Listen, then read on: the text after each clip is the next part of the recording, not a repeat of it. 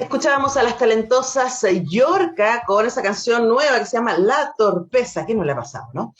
Y ahora estamos con Alia Trabuco Serana, a quien felicitamos porque sigue y sigue juntando premios. Alia Trabuco acaba de recibir un premio muy importante en Alemania y también ha sido ganadora en 2 oportunidades del premio a la mejor obra literaria en la categoría de obras inéditas de los premios literarios, que es la excusa para conversar con ella hoy día, porque esos premios literarios extienden su convocatoria hasta hoy, a las 17 horas.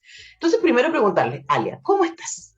Hola Antonella, primero muchas gracias por la invitación, por fin poder conversar contigo, así que muy bien y muy contenta de estar acá.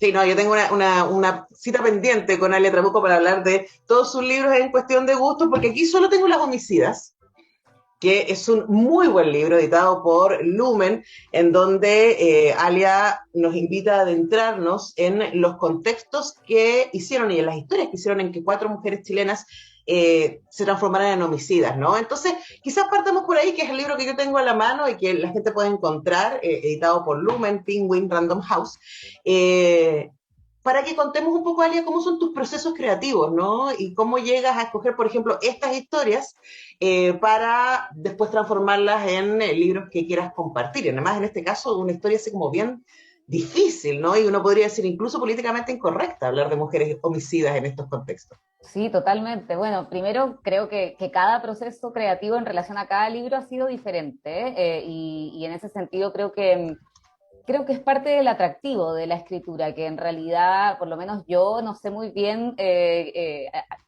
estoy haciendo hasta más adentrado el proceso, ¿no? Hasta que ya empieza a agarrar una forma o me empieza a imaginar una estructura. Entonces, en general, el inicio tiende a ser más como un deseo simplemente, ¿no? Un deseo de explorar un tema o de probar alguna forma, si es que es una cuestión más formal. O alguna imagen, ¿no? O simplemente algunos atisbos de una historia que uno va y sigue en el caso de la ficción. Y en el caso de las homicidas, te diría que el origen del libro fue la lectura del libro Cárcel de Mujeres de María Carolina Gil, Uh -huh. que es un libro que esta escritora escribió estando presa tras cometer un asesinato. Y cuando yo leí ese libro, hace un montón de años ya, lo terminé y pensé, aquí hay gato encerrado. Porque era un libro como que está todo el tiempo ella eludiendo hablar del asesinato, como si todavía pudiera afectarla de alguna manera. Y entonces me empecé a preguntar cuál era la relación entre el momento de publicación de ese libro que había sido escrito en la cárcel, ¿no? Y el juicio. Y dije, ay, bueno, qué interesante sería si encontrara la sentencia, ¿no? Si se Uh encontrara el -huh. expediente y los materiales. Y bueno, tú sabes que yo soy una abogada renegada y entonces aprovechando esos conocimientos me fui a meter a los archivos judiciales, a los archivos de la administración, y encontré efectivamente esa sentencia y me di cuenta de que claro que sí había una relación entre el momento de publicación del libro y esa sentencia, en el sentido de que ella estaba teniendo mucho cuidado con cada palabra que escogía para que no la fuera a afectar negativamente en el juicio que seguía Claro. abierto, todavía faltaba la apelación.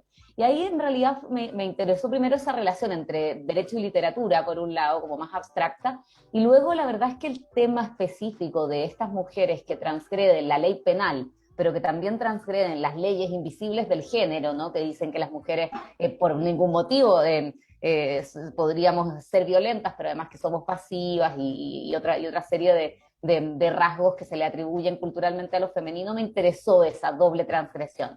Y a partir de eso empecé esta búsqueda de los demás casos que de algún modo te diría se autoseleccionaron porque fueron casos tremendamente relevantes en sus respectivos momentos históricos, en 1916, en el año 23, luego el año 55 y luego a mediados de los 60. Bueno, conversamos con Alia Trabuco Serán a propósito, estamos como excusa usando las Vale. homicidas y como excusa estamos usando que hoy día a las 17 horas se cierra la convocatoria para los premios literarios eh, que tenemos la posibilidad de conocer, ¿cierto?, en distintas áreas también, ¿cierto? La Alia ganó este premio en 2 ocasiones, uno con La Resta, que de hecho acaba de ganar otro premio muy importante, que era el que yo nombraba antes, que es el de la Fundación Anna Segers, que está premiando la traducción alemán de La Resta, y ahí, Alia, por supuesto, preguntarte, ¿no? Porque me imagino que siempre con las traducciones debe ser algo bien desafiante, ¿no? Porque ustedes juegan con las posibilidades del lenguaje y con los imaginarios que se construyen también culturalmente. Y luego, cuando ese libro se transforma en una cosa, especialmente en un lenguaje que uno no habla, ¿no? Debe ser bien un ejercicio de confianza, así como ahí está mi bebé, por favor, cuídalo.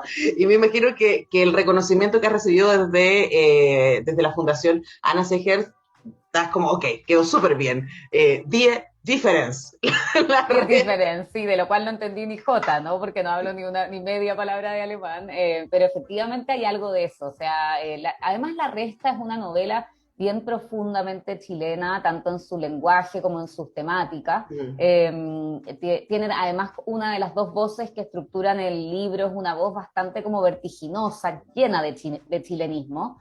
Y entonces, claro, yo, bueno, se ha traducido a varios idiomas, algunos me son más extraños que otros, entre los extraños, por cierto, está el alemán, pero lo tradujo Benjamin Loy, que es un falso alemán, le digo yo, porque es medio chileno, está casado con una chilena, ha pasado mucho tiempo acá, habla castellano como chileno y claro, él decidió emprender la traducción del libro y no me cabe duda que le quedó muy bien, pero efectivamente también lo que dices de los contextos es muy cierto, porque creo que el libro para mí, si pudiéramos hablar como de una relación entre lectura y detonación, creo que el libro verdaderamente se detona como en todas sus posibilidades de expansión para mí aquí, ¿no? En nuestra tradición, en Chile, en nuestra cultura.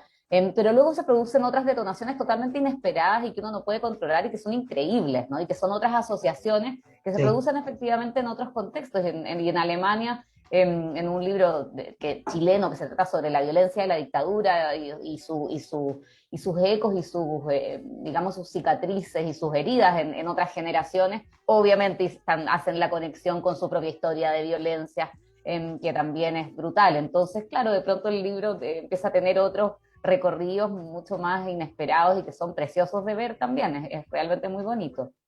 Bueno, me imagino que además como ávida lectora, Alia, te ha pasado eso, a mí me ha pasado eso un montón de veces, ¿no? Que uno se impacta leyendo libros que vienen de lugares que uno dice no tengo nada que ver con esta historia, ¿cierto? Leyendo autores turcos, ¿cierto? O escritoras del mundo árabe, ¿cierto? Africanas, por ejemplo. Bueno, piensa, bueno, que en Occidente nosotros estamos bastante colonizados culturalmente, pero las posibilidades que esa distancia produce en la lectura terminan siendo tremendamente reveladoras, ¿no? Y me imagino que para alguien que creó eso, decir, uy, qué loco lo que estás mirando, ni siquiera se me había ocurrido, debe ser muy potente. Sí, es muy potente y efectivamente, claro, como lectora me pasa todo el tiempo, que uno está leyendo un libro de territorios que crees totalmente ajenos de alguna manera y las conexiones son muchas y muy potentes y eso lo hace la literatura y eso es realmente increíble. Yo diría que una de las cosas más eh, raras, inesperadas que también ha pasado con La Resta es que ha tenido como extrañas resonancias en Turquía, que también es un país que ahora está pasando por un momento muy autoritario, ¿no? Entonces Sí. uno dice, bueno, qué curioso y ahí sí que, si es que no hablo una palabra de alemán, pongámosle que hay una, pero en turco sí que ninguna. Entonces es bien interesante y también abre las posibilidades de diálogos entre contextos, además de entre literaturas, ¿no? Entre autorías, entre obras, pero también entre contextos, ¿no? Y saber qué tanto tenemos de relación con estos países y resulta que no es tan poco. Sí, pues hay lugares donde nos podemos encontrar y esa es la gracia finalmente del arte, de poder descubrirnos desde esos lugares y la excusa, como yo les decía, para hablar con Alia Trabuco es que ella ganó 2 veces los premios literarios del Ministerio de la Cultura, uno con la resta, y esos premios cierran hoy, y aquí pasó el dato, ¿no? Son 25 ganadores, 17 menciones honrosas, 150 millones de pesos a autores y autoras que van a poder recibir este reconocimiento. Además, este año, además de premiarse mejores obras literarias, escrituras de la memoria, Roberto Bolaño a la creación literaria joven, Marta Bruneta a la literatura infantil y Amster Coré al diseño editorial y la ilustración, narrativa gráfica y publicaciones digitales. Se abre también este nuevo género de investigación en el premio de escrituras para la memoria por obras publicadas e inéditas, lo que por supuesto es muy importante. Y si usted no sabía que estaba en estos premios, usted dice, uy, en una de esas puedo postular. Bueno, premiosliterarios.cultura.gov.cl, premiosliterarios.cultura.gov.cl, y preguntarte, Alia, ¿qué significó para ti recibir este premio y cómo sientes que tuvo algo, influencia en tu carrera como escritora? Mira, la verdad es que yo me gané el premio Mejores Obras Literarias con la resta en la categoría inédita, que es una categoría para las que no saben que uno manda su libro con seudónimo, ¿no? Entonces es una lectura ciega.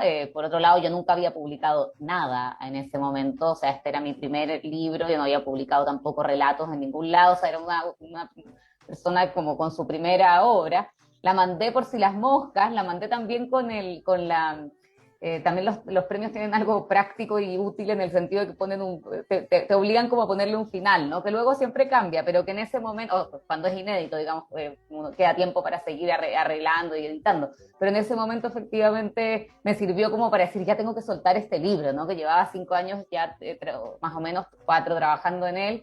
Y dije, es una excusa para también que lo lea alguien que no sea mi círculo hiper cercano. Y sirvió para eso, y cuando recibí la noticia de que se lo había ganado la novela, fue tremendamente emocionante porque me costó mucho publicarla a mí en Chile. Tuve muchas negativas, entonces fue un proceso bastante insegurizante como tal, donde como primera autora, o sea, primera obra, de pronto empiezas a recibir muchos no o vacíos, digamos, que te hacen ghosting editorial. Entonces era un momento como muy insegurizante. Había pasado casi un año desde que yo la había terminado, estaba mandando la novela, y de pronto me llega esta noticia, y fue la verdad muy emocionante porque efectivamente era un premio importante, con jurados en general prestigiosos, y buenos lectores y buenas lectoras, y claro, fue como un espaldarazo en un momento de gran inseguridad, y luego el recorrido que ha hecho esa novela ha sido realmente increíble. Entonces, te diría que para mí fue muy importante por esas razones. Me ayudó a terminar, a ponerle un punto final, y me sacó de ese lugar de enorme inseguridad luego de muchas negativas. Bueno, además hay que decir que no solamente, que yo me imagino que debe ser súper fuerte, ¿no? Decir, oh, ya, entonces no estaba tan perdida, sí me puedo dedicar a esto. Aparte que imagínate que yo había estudiado Derecho, Sí, pues. y entonces también siempre venía, o sea, me sentía como una impostora en el mundo de la literatura. Y eso también sí, me reafirmó. Fue la verdad muy bonito, muy positivo para mí, y también tenía este elemento, este añadido de haberlo mandado con un seudónimo, que también no deja de ser bonito para Claro. quienes están pensándolo. Bueno, además que este año quienes postulen y ganen el premio Roberto Bolaño a la creación literaria joven, el premio se compromete a la compra del 20% de la primera edición de la obra premiada en la categoría entre 18 a 25 años, con un límite de 100 ejemplares de libros para ser distribuidos en las bibliotecas públicas del país. Y yo me imagino que eso debe ser una locura. A mí me pasó que mi primer libro lo publiqué con un fondo, y el compromiso de retribución era que todo lo que los 500 ejemplares creo que fueron se distribuían a biblioteca, y me ha pasado encontrarme en biblioteca a lo largo de Chile, y es como, ¡ay, qué bonito el trabajo! Llega hasta acá, ¿no? Y eso es como Totalmente. muy emocionante. Ale Trabuco, nosotros vamos a seguir conversando prontamente a propósito de esto que tengo en la mano, ¿cierto? Que es, la gente en la radio no lo está viendo, el libro que acaba de sacar las maravillosas Banda Propia, que tienen esta colección que se llama Perdita, en donde están recuperando textos de mujeres fundamentales de la historia, también de la historia del feminismo, pero de la historia en general. Y en este caso son escritos y cartas entre 1866 y 1897 de Eleanor Marx. Eh, Siempre adelante se llama el libro y lo entretenido de esta colección es que las bandas propias, las editoras han invitado a escritoras contemporáneas a escribir el prólogo, ¿no? Y a dialogar con estas escritoras históricas. Y a ti te tocó trabajar con Eleanor Marx.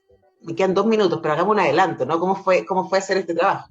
Bueno, primero me sumo a las palabras de admiración respecto de las bandas propias, que son unas genias, y que en su colección Perdita justamente hacen lo que plantea la poeta Adrienne Rich, que dice que releer es el acto feminista por excelencia, y ellas eso es lo que están haciendo, ¿no? Un ejercicio de relectura.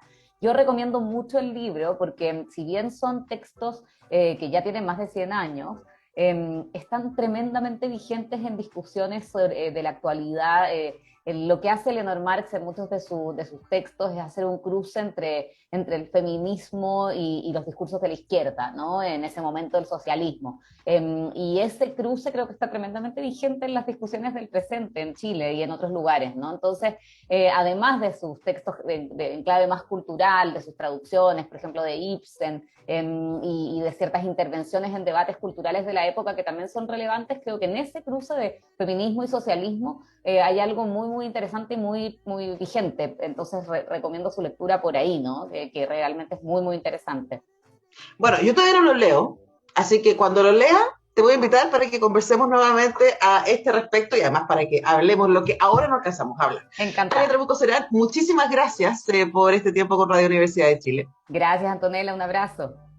Bueno, y para quienes quedaron ahí como intrigados con el tema de los premios literarios, premiosliterarios.cultura.gov.cl, premiosliterarios.cultura.gov.cl, y tienen las bases. Hoy día, hasta las 17 horas, se están recibiendo las postulaciones. Vamos a la pausa y ya regresamos. Me salgo nomás, ¿no?